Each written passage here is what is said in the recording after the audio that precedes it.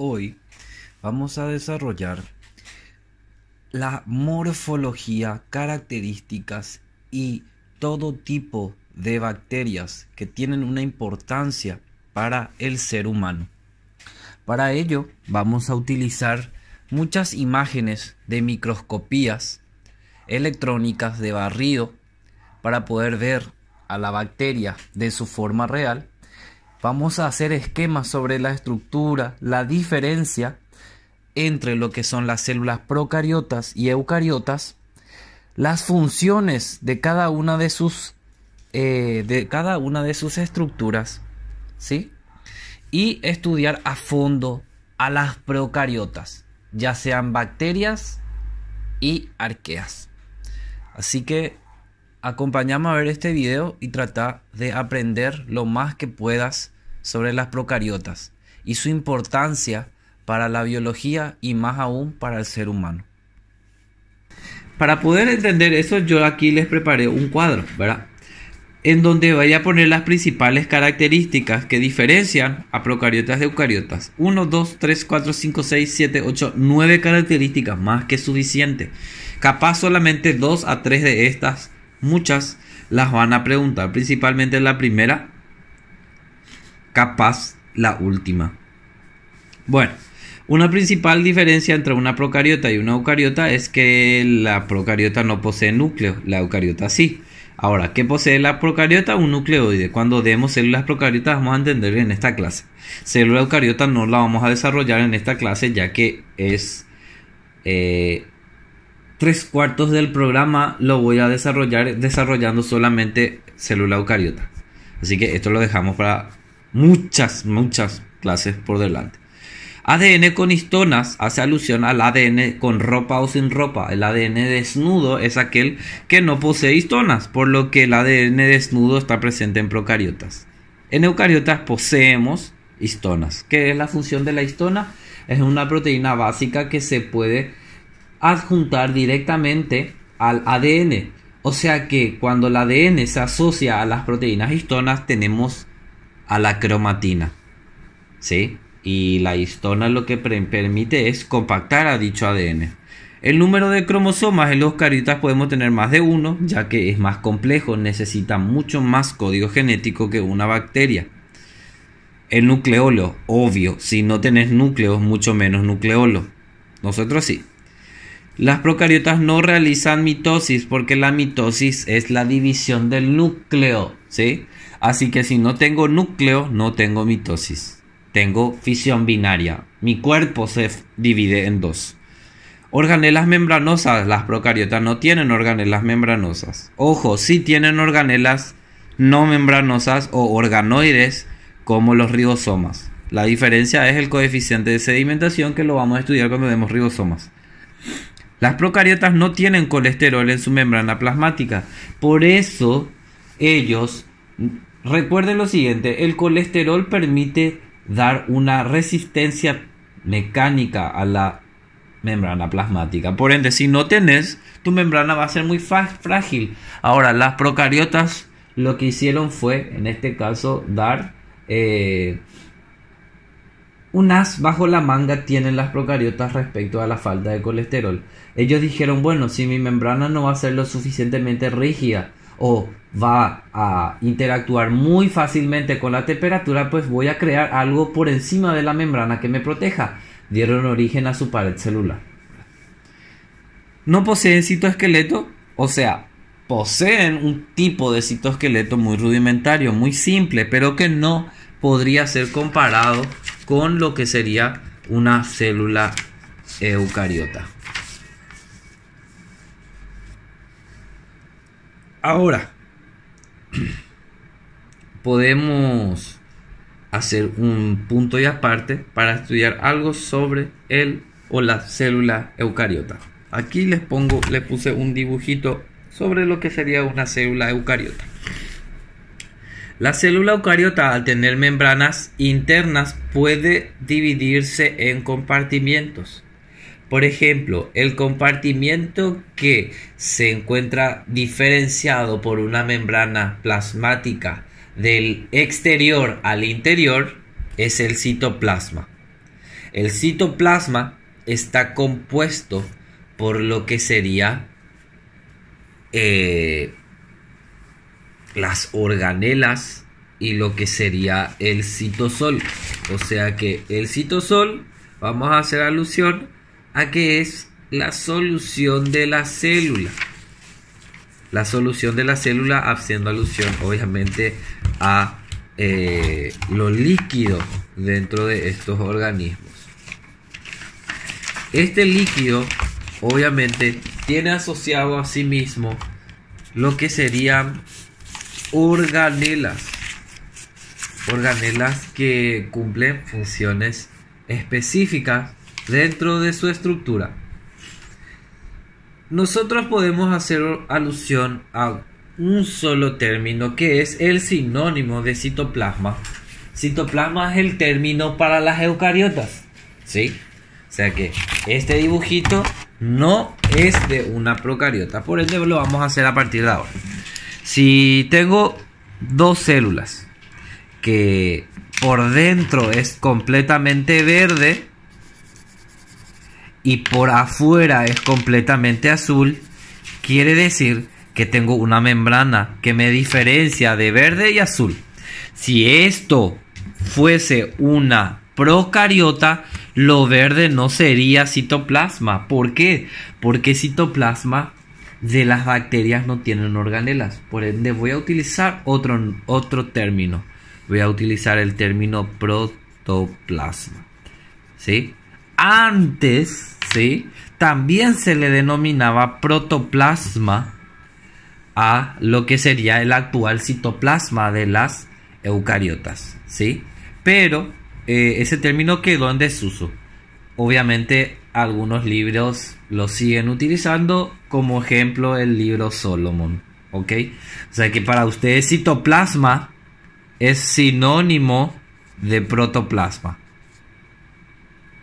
Pero obviamente a mí me gusta enseñarles bien, y el término correcto para eucariota es citoplasma y el término correcto para procariota es protoplasma, ¿sí? Bueno, ahora, ¿qué pasa con la célula eucariota? La célula eucariota sí posee núcleo. O sea que aparte de el citoplasma, tengo otro compartimiento que es muy importante. Muy importante porque aparte de ser la organela más importante de las eucariotas, el núcleo, ¿verdad?, abarca el 10% del volumen celular. Por ende, le voy a dar nomás ya un nombre. A todo lo que se encuentra por adentro de la membrana nuclear se denomina nucleoplasma, ¿sí? El nucleoplasma no es parte del citoplasma. El citoplasma lo que tiene es citosol, el agua de la célula con partículas suspendidas coloidalmente, y las otras organelas. O sea que literal, citoplasma más nucleoplasma es igual a célula eucariota, ¿sí? Protoplasma más membrana plasmática es igual a procariota. Ahora, ¿qué posee el nucleoplasma dentro de su estructura? Pues obviamente la cromatina o a los cromosomas cuando estamos en división celular. De acuerdo. Con esto podemos ya comenzar el estudio de estas dos células. Obviamente, por favor, ese cuadro de diferencias entre procariotas y eucariotas tiene que ser su nueva Biblia, porque suele ser tema de examen de ingreso, ¿sí? No es nada difícil y yo ya les facilité la mayor cantidad de diferencias que podrán observar dentro de su estructura. Obviamente hay muchas más, pero para ello debería de estar desarrollando biología molecular, cosa que no es para ustedes el tema de examen. Ahora, un poquito de historia para poder continuar el estudio estructural de estas dos células. Primero, en tener una idea de que existían diferencias entre los organismos fue Aristóteles, como le dije, en el siglo IV a.C. Fue el que propuso el reino animal y vegetal. Muchísimo tiempo después vino Linneo, agregando al reino mineral, o sea que en algún momento se les consideró a la materia inerte como algo que formaba parte de los seres vivos, pero no tenía vida. Es decir, el primer reino abiótico, que hoy por hoy no utilizamos.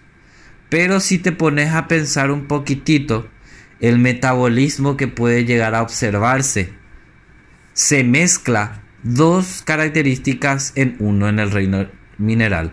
El metabolismo con la reproducción serían los enlaces, es decir, la capacidad que tiene un mineral de formarse, un mineral iónico, un sólido iónico como el cloruro de sodio, la sal marina que observas, o los desiertos de sal. Estamos observando dos características en uno, metabolismo y reproducción. Dos ya, en uno, ¿verdad? Se organizan, por supuesto.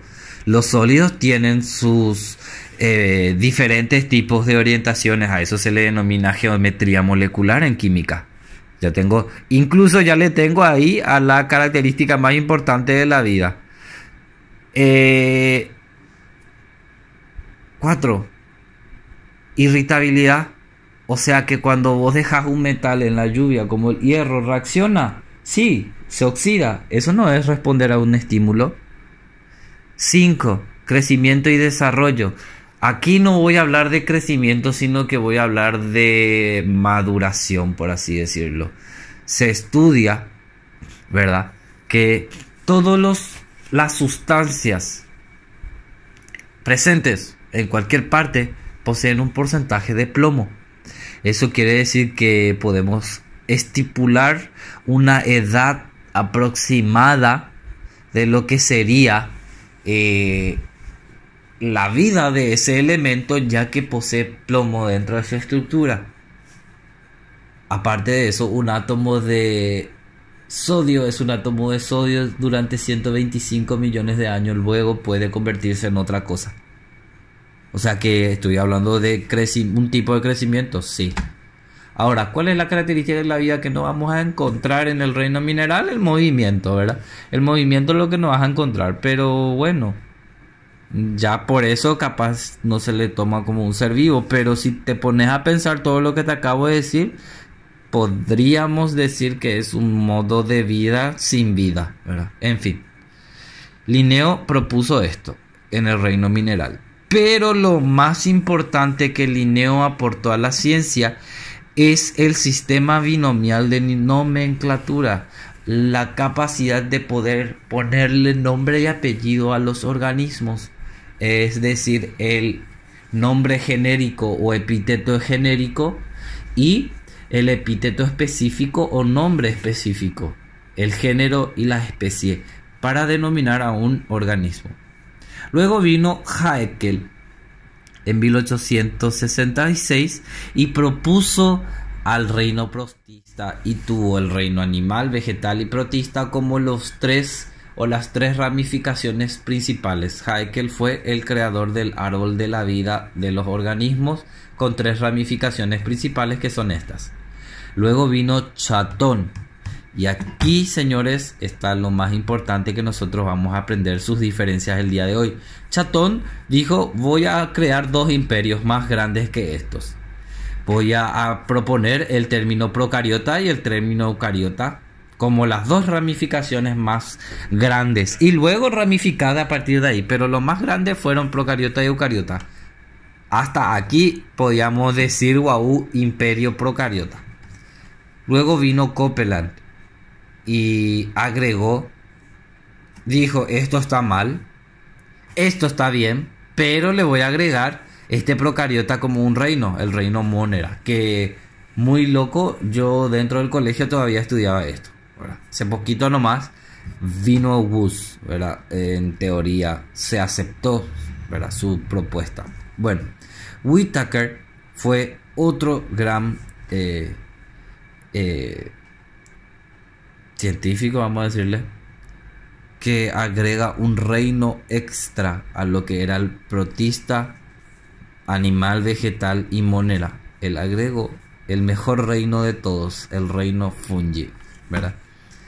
Y luego vino Wus, y a partir de ahora quiero explicar lo siguiente. Nosotros tenemos como el más correcto al que propuso Wus, ¿sí? Wus propuso lo siguiente, y aquí voy a hacer rápido y súper rápido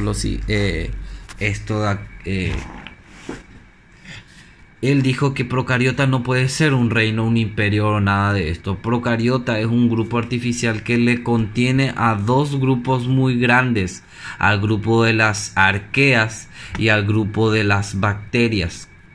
Y aparte de eso vamos a ponerles a las eucariotas. Y dijo que teníamos teníamos tres grandes grupos principales que les denominó dominios. Los dominios arquea, bacteria y eucariota. Y a partir de aquí rápido, porque yo ya creo que di con ustedes, y si no, bueno, me avisan y la próxima clase desarrollo bien. Vamos a estudiar el orden jerárquico propuesto por la taxonomía: dominio, reino, filo, clase, orden, género y especie. Usted tiene que estudiar la tabla que se encuentra en la página número 11, si no me equivoco, del libro de Solomon. Él propuso que había tres reinos: el reino arquea, el reino bacteria y el reino eucaria. El reino arquea se divide solamente en el dominio arquea se divide solamente en un reino, el reino arqueobacteria.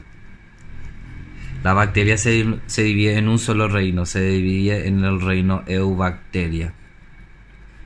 Y la eucaria le vamos a sacar a los protistas, porque yo ya le enseñé bien cómo fue el tema de los protistas. Metió solamente tres reinos: el reino animal, vegetal y el mejor de todos, fungi. Entonces hoy, gracias a Wus, tenemos 5 reinos principales, ¿sí? Y ya no 6, como lo sería estos dos en el reino monera, protista, animal, vegetal, fungi. 5, perdón. Ok. Y esto fue lo que propuso Wus. Aparte de esto vino Lynn Margulis, y dentro de lo que propuso Whittaker en el reino fungi le metió a los líquenes, ¿verdad? Los líquenes en realidad son organismos simbiontes, es decir, dos organismos en uno. Ellos poseen lo que sería un apotema. El apotema es característico de líquenes, ¿verdad? Pero de lo que son las algas. Pero también tienen parte de su estructura lo característico a un hongo, que son sus hifas. O sea que el líquen para ustedes a partir de ahora es un organismo simbionte de algas y hongos. Pero su propuesta más importante es la teoría endosimbiótica, que obviamente ustedes ya vieron allí más arriba. O sea, más arriba, más adelantado en los videos. Ahora vamos a ver a lo que respecta al organismo más simple de todos. El organismo más simple de todos es obviamente la bacteria, y lo vamos a estudiar según Wus como el dominio bacteria. Está compuesta por una gran variedad de microorganismos procarióticos. Están desde los patógenos, están los que tienen una importancia en la industria, e incluso aquellos que son importantísimos para los seres vivos como nosotros. Algo que capaz vos no sabías es que la masa corporal que representa tu cuerpo, 2 kilogramos de tu masa corporal está representada por bacterias. O sea que 2 kilos de tu cuerpo está hecho de bacterias. Entonces cuando vos te pregunten cuánto pesas, puedes darte el lujo de no mentir y restarle 2 kilos, ¿verdad? Porque no te haces cargo del kilaje de otros organismos que no forman parte de vos, pero sí te ayudan. Es decir, vos estás interactuando con otro organismo vivo. Vamos a denominarle entonces a la interacción de dos organismos como simbiosis. La simbiosis puede ser perjudicial para uno y beneficioso para uno, parasitismo. Puede ser beneficioso para uno, pero para otro no necesariamente ni perjudicial ni beneficioso. No, nunca me acuerdo de ese término. Comensalismo. Y por último, aquel que representa el beneficio mutuo para ambos, mutualismo. Entonces, esos tipos de simbiosis tenemos con las bacterias, sí. El parasitismo, no necesariamente parasitismo, pero sí enfermedades, ¿verdad? Las bacterias patógenas. Luego, aquellos que nos benefician a nosotros, esos 2 kilos dentro de nosotros, se encuentran en nuestra piel, se encuentran dentro del intestino y nos ayudan a digerir nuestros alimentos, ¿verdad? Algo muy interesante que leí hace poco, no necesariamente le voy a decir como algo teórico, es solamente una hipótesis, ¿sí? La depresión, el estrés y una gran cantidad de enfermedades están representadas por la mala alimentación, que ejemplifica cómo las bacterias se enojan con nosotros. Las bacterias poseen una cápsula. El efecto de esa cápsula, específicamente la membrana externa de bacterias gram negativas, después ustedes van a entender todo lo que estoy diciendo, producen un efecto denominado endotoxina. Y se comprobó, ¿verdad?, hipotéticamente mediante experimentos, que gran porcentaje del por qué la depresión y el estrés, principalmente hasta alteraciones en los ciclos del sueño, tienen directa relación con la endotoxina en nuestro cuerpo, específicamente en sangre. Tienen que recordar de que las bacterias, lo normal es que estén dentro del intestino. Nuestro intestino posee un glucocálix muy grueso que permite que esa endotoxina no nos afecte. Pero ¿qué pasa cuando las bacterias salen de allí? Pues se van en sangre. ¿Y por qué salen de allí? Por mala alimentación. Bueno, eso es algo que pongo como paréntesis nomás, nada que ver con su examen de ingreso, pero para que tengan un poquito, ¿verdad?, de conocimiento. Si quieren investigar más sobre eso, pueden leer un libro que se llama Supergenes de Deepak Chopra, ¿verdad?, que tiene su centro de investigaciones científicas, ¿verdad?, en Estados Unidos. Es muy interesante por si les gusta aprender más de bacterias en relación con nosotros. Bueno, volviendo a lo que nos importa. Los seres vivos más pequeños son las bacterias. Al hacer alusión a que son los seres vivos más pequeños, tenemos que entender el término unicelular y pluricelular, cosa que ustedes ya saben. Unicelular es aquel organismo compuesto por una célula, y pluricelular aquel organismo compuesto por más de una célula. Obviamente todos los participantes dentro del dominio bacteria están compuestas de manera unicelularmente, es decir, una sola bacteria. Bueno, si tuviese que mostrarles a ustedes un árbol genealógico de todo lo que serían las bacterias, lo tienen aquí. Las primeras bacterias más ancestrales son las Aquifex o Aquifex, ¿verdad? Como ejemplo tenemos a la Hydrogenobacter, que es una bacteria que produce hidrógeno. Mira, pues puedes utilizarla estas como productoras de hidrógeno para motores que consumen hidrógeno, prácticamente el futuro que deberíamos de utilizar para lo que sería evitar utilizar combustibles fósiles. Mira un poco, un motor de estos, de bacterias, qué loco, algún día. Termotoga, una bacteria que habitaba ya allá en la tierra primigenia con muchas temperaturas. Termodesulfobacteria, lo mismo, puede habitar en condiciones muy extremas e incluso metabolizar el azufre. Aquellas que no metabolizan el azufre, bacterias verdes no azufradas, y las que sí azufradas. Nitrospira, metabolizan lo que sería el nitrógeno. El grupo de las espiroquetas o espirocaetes, ¿verdad? Aquí está la bacteria que causa sífilis.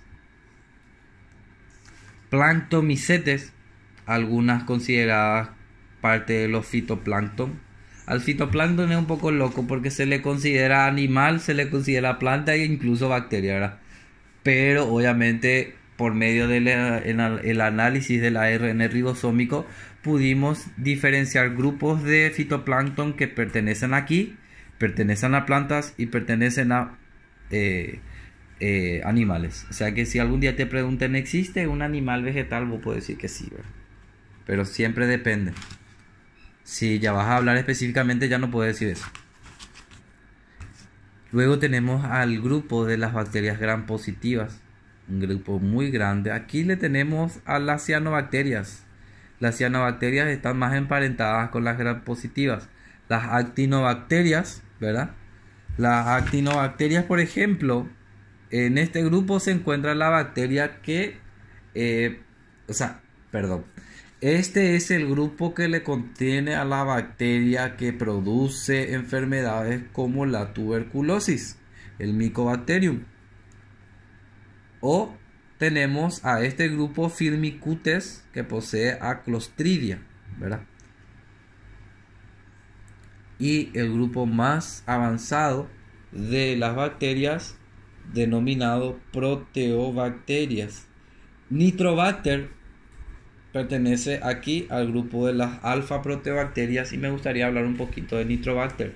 Nitrobacter es una cepa de bacterias que se utiliza mucho en la biotecnología de eliminación de desechos tóxicos.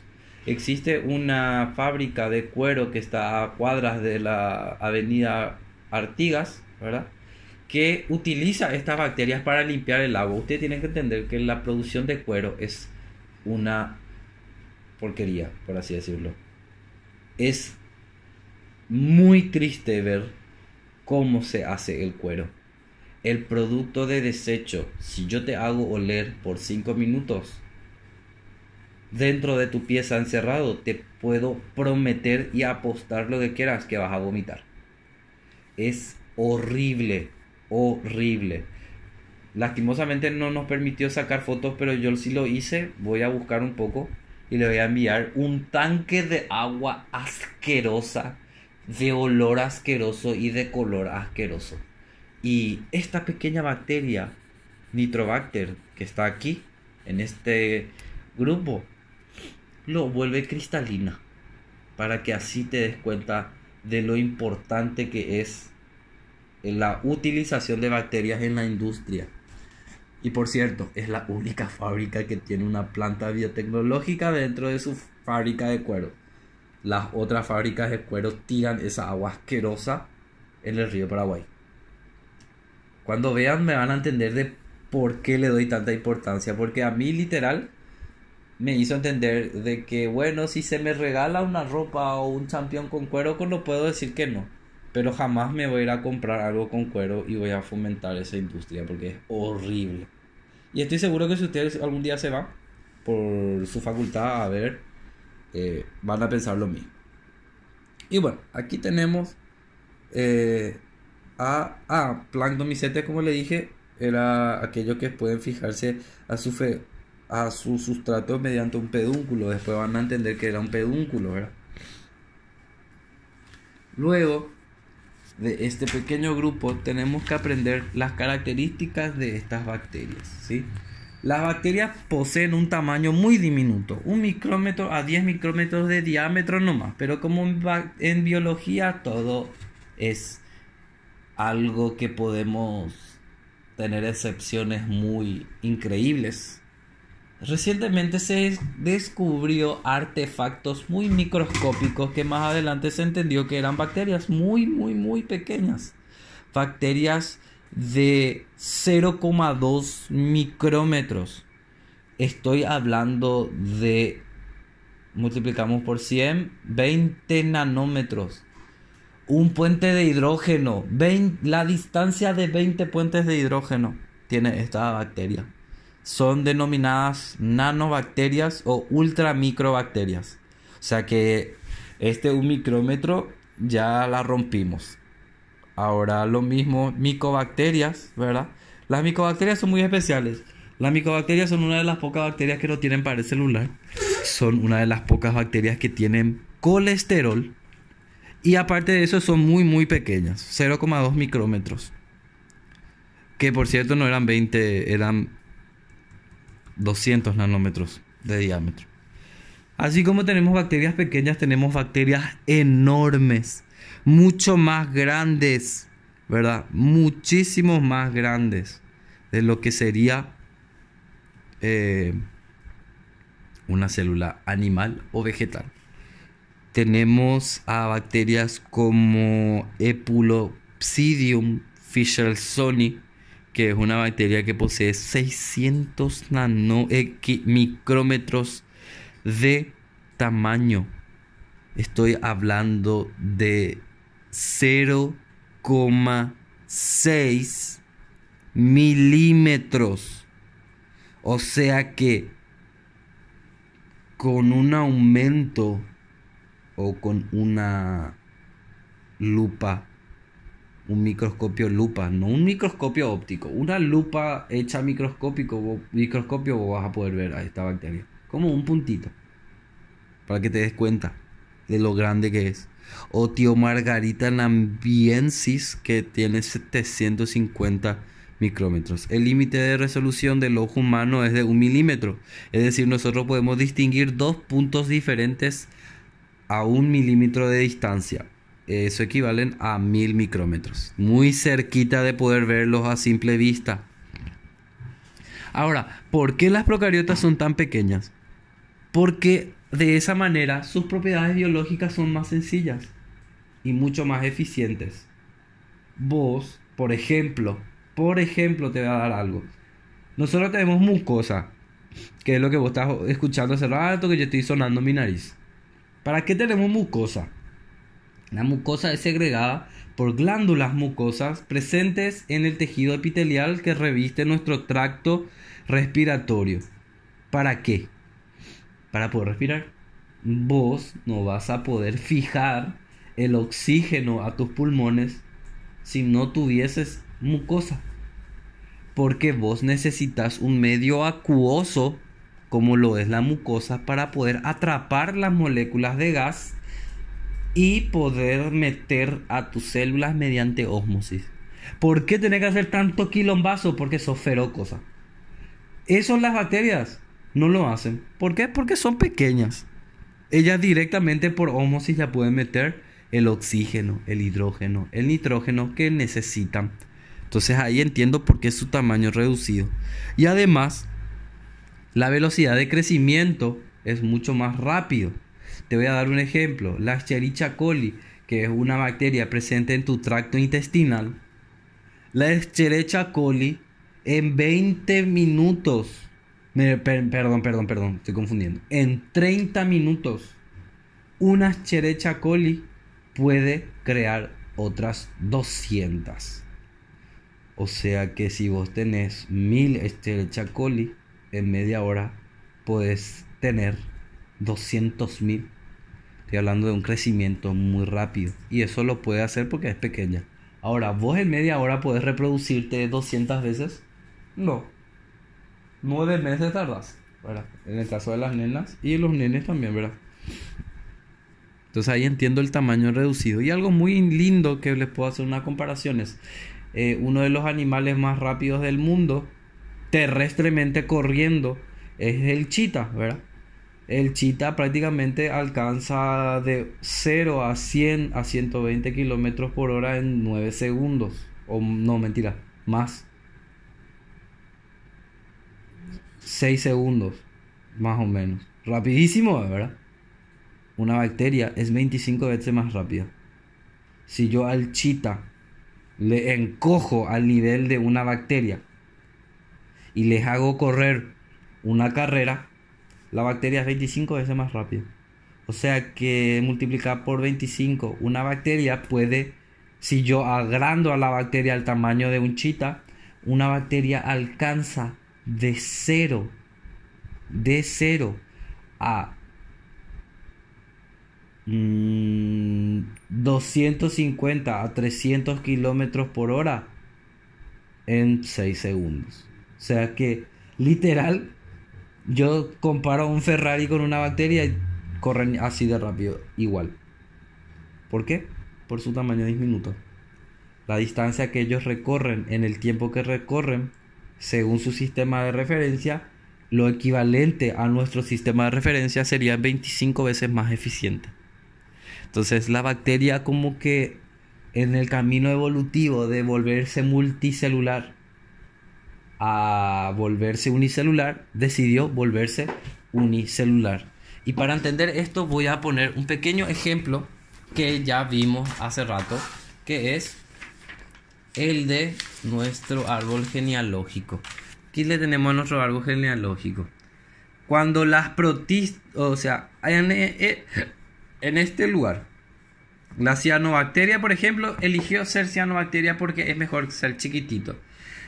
Pero aquellos que eligieron ser plantas, los protistas, las algas que eligieron ser plantas como árboles, no, ellos dijeron, quiero ser más grande.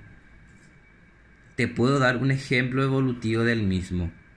Una clorófita, una alga verde. Clorófita, cloro viene de verde, fita de planta. Esta alga verde llamada Volvox hace algo muy loco. Se asocian entre ellas para poder formar una extensión del citoplasma. Y aquí voy a mostrarle algo. El citoplasma se puede dividir en endoplasma y ectoplasma si es que el organismo secreta una capa mucosa alrededor de él. Y esto lo hace la alga Volvox.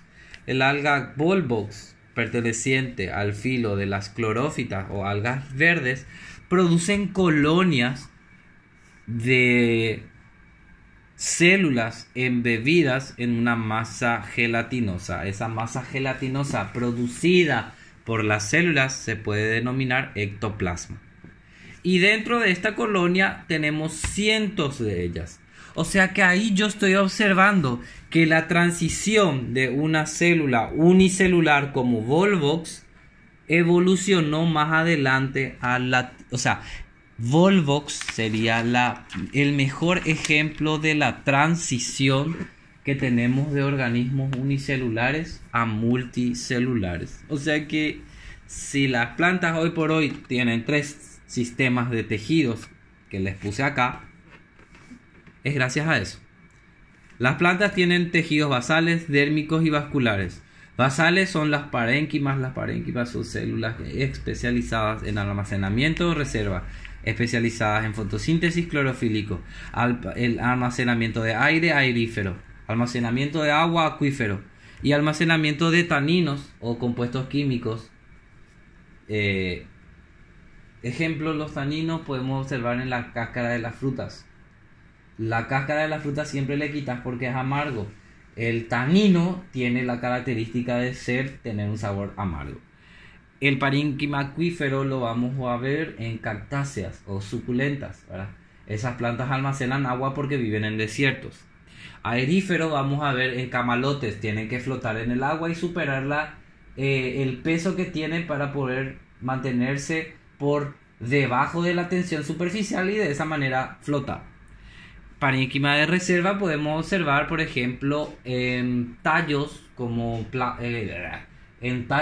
papas, ¿verdad? La papa es un tallo que almacena almidón. O podemos observar la mandioca, es una raíz que almacena almidón, ¿verdad? parénquima de reserva. Y clorofílico, el parénquima empalizado o laminar de las hojas que forman el mesófilo de las hojas, que sería la parte verde que vos ves de las hojas.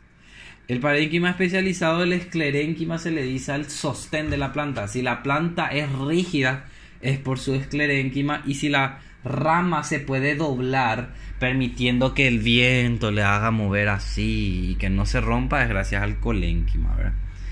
El tejido dérmico, el suberoso, aquí está el tejido dérmico suberoso, corcho. Y el epidérmico, que permite dar estructuras muy especializadas como pelos urticantes, como el pino. ¿Qué es lo que tanto te pica del pino? Su epidermis. Posee pelos urticantes que almacenan sustancias tóxicas para herbívoros, para que no le coma. Pero yo voy a agarrar pino y me voy a pegar a mí mismo para poder limpiar mi sangre. Así se dice en la gente de antes, dice eso. Te estoy contando un poquito de la transición de lo que fue una célula unicelular a una célula pluricelular, ¿verdad? Volviendo ya a nuestro tema. Esto no lo eligieron las bacterias, sí lo eligieron las células eucarióticas como nosotros, ¿verdad? De ahí que podemos observar que el dominio bacteria, antiguamente llamado reino Monera, son todos organismos unicelulares, pero los del dominio eucariota son unicelulares en el caso de los tres, porque recuerden, ya no existe reino protista, grupo protista, que todos ellos, un poquito de él se metió en estos tres reinos. El reino fungi, hay unicelular como multicelular. El reino plantae, hay unicelular como multicelular. Y el reino animalia también hay unicelular como multicelular. Y ya te acabo de explicar recién la transición. El mejor ejemplo sería Volvox. Me encantaría de que lo puedan investigar por su cuenta.